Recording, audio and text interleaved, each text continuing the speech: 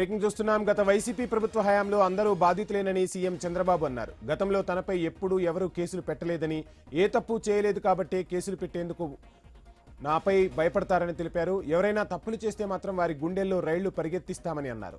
శాంతి భద్రతలపై AP అసెంబ్లీలో చర్చ సందర్భంగా చంద్రబాబు కీలక వ్యాఖ్యలు చేశారు. అక్రమ కేసులు పెట్టి అందరినీ వేధించారని గుర్తు చేశారు చంద్రబాబు. వ్యవస్థలన్నింటినీ సర్వనాశనం చేశారని చెప్పారు. అచ్చెన్నాయుడిని ఎన్నో రకాలుగా హింసించారని ముఖ్యమంత్రి తెలిపారు. చేయని తప్పుకు కొల్లు రవీంద్రపై మర్డర్ కేసు పెట్టారని ఆరోపించారు.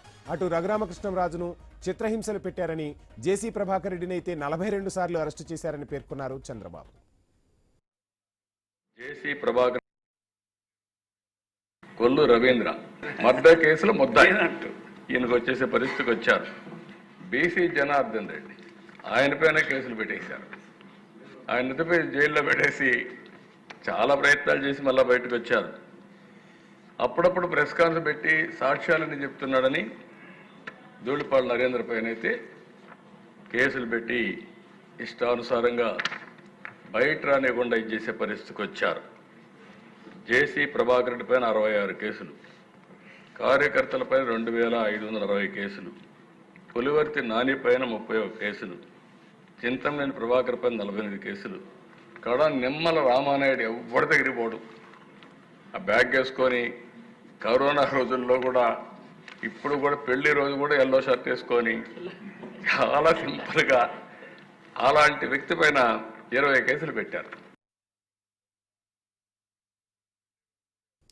సోషల్ మీడియాలో తప్పుడు ప్రచారం చేస్తే వదిలిపెట్టే ప్రసక్తే లేదని సీఎం చంద్రబాబు వార్నింగ్ ఇచ్చారు. చివరికి తనపైన కూడా సోషల్ మీడియాలో పోస్టులు పెట్టారని ఫైర్ అయ్యారు.